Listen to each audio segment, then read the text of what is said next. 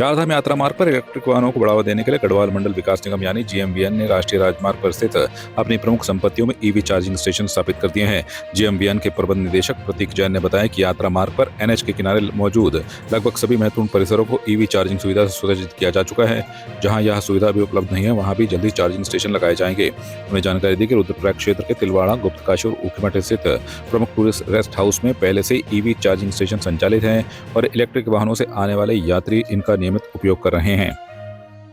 अगर आप देखेंगे तो यात्रा रूट पे जो एकदम एनएच पे हमारे जितने भी जीएमवीएन की फैसिलिटीज़ हैं, ऑलमोस्ट सभी ईवी चार्जिंग स्टेशन से अब सैचुरेट कर दी जा चुकी हैं। एक बार फिर से मैं इसका असेसमेंट कर लूँगा और जो प्रॉपर्टीज़ अभी नहीं सैचुरेट हुए हैं, जहाँ पे चार्जिंग स्टेशंस नहीं लगे हैं, हमारी कोशिश रहेगी कि वहाँ पे भी ईवी चार्जिंग स्टेशंस लगा दें।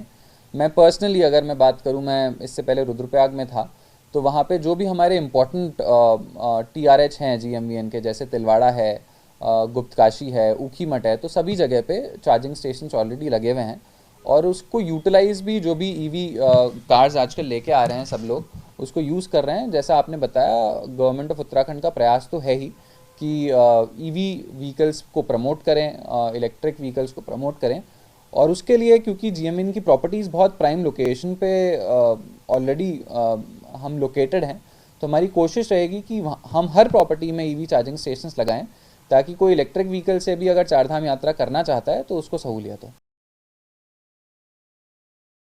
सिर्फ प्यार ही एक जज्बात नहीं होता, अपनों के साथ घर बनाना भी प्यार होता है। आप इस धूप में कितनी अच्छी। और ट्रूमेट अप्लायंसेस के साथ आपका दिल और घर दोनों चले परफेक्ट सिंक में। ट्रूमेट अप्लायंसेस के साथ लिखिए एक नई कहानी और देखिए हमारी फिल्म गुस्ताख-ए-इश्क, जो आ रही है 28 नवंबर को सिर्फ थिएटर्स में। देहरादून स्मार्ट सिटी परियोजना वर्ष 2017 में शुरू की गई एक प्रमुख योजना है, जिसका उद्देश्य देहरादून को आधुनिक और नागरिक केंद्रित शहर के रूप में विकसित करना है। हालांकि इस परियोजना को लेकर समय समय पर सवाल भी उठते रहे हैं।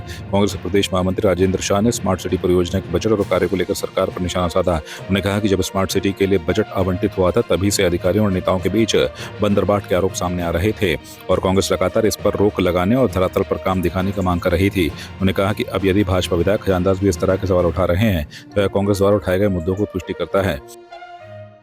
देखिए, हम तो पहले दिन से, जिस दिन से स्मार्ट सिटी के लिए बजट अलॉट हुआ था और जिस तरह की बंदरबाट पहले ही अधिकारी और नेताओं में हो गई थी, हमने तब से ही लगातार ये कहना शुरू कर दिया था कि इस बंदरबाट को रोकिए, धरातल पर काम दिखाइए। लेकिन आज अगर भाजपा के विधायक खजानदास जी इस बात को कह रहे हैं, तो कहीं ना कहीं ये कांग्रेस की उस बात की पुष्टि है कि जो हम लगातार कह रहे हैं कि करोड़ों करोड़ों का घोटाला जो है स्मार्ट सिटी में हो गया। सड़कें खुदी हुई है और जो सड़कें बंद भी की गई है, उसमें मिट्टी डाल के बंद की गई है, वो नीचे पत्थर नहीं है। अगर बारिश आएगी तो कहीं ना कहीं देखो, आपको मैं ये कह रहा हूं कि आने वाले क्रम में आपको गाड़ियों धसी भी मिलेंगी वहां पर गाड़ियां, क्योंकि आपने प्रॉपर तरीके से काम नहीं किया, सिर्फ आपने बजट में लीपापोती करने का काम किया और इसका खामियाजा आने वाले कल में जैसे जैसे बारिश आएगी, बारिश आने के बाद आम जनता को उठाना पड़ेगा और इसकी पूर्ण जिम्मेदारी जो है भाजपा की होगी। सिर्फ प्यार ही एक जज्बात नहीं होता, अपनों के साथ घर बनाना भी प्यार होता है। आप इस धूप में कितनी अच्छी। और ट्रूमेट अप्लायंसेस के साथ आपका दिल और घर दोनों चले परफेक्ट सिंक में। ट्रूमेट अप्लायंसेस के साथ लिखिए एक नई कहानी और देखिए हमारी फिल्म गुस्ताख-ए-इश्क, जो आ रही है 28 नवंबर को सिर्फ थिएटर्स में। जिला न्यायालय देहरादून को एक बार फिर से बम से उड़ाने की धमकी भरा ईमेल मिलने से हड़कंप मच गया है। सूचना मिलते ही पुलिस टीम मौके पर पहुंची और कोर्ट परिसर में गहन सर्च अभियान चलाया गया। डॉग स्क्वाड, बम निरोधक दस्ता और पुलिस जवानों ने पूरे न्यायालय परिसर की जांच की, लेकिन कोई भी संदिग्ध या विस्फोटक सामग्री बरामद नहीं हुई। हालांकि लगातार मिल रही धमकियों के चलते माहौल संवेदनशील बना हुआ है। देखिए, कल भी एक मेल प्राप्त हुआ था, उसके आधार पर जो हमारी बीडीएस की टीम है और अन्य टीमों के द्वारा थॉरो एक सर्च अभियान यहाँ चलाया गया था।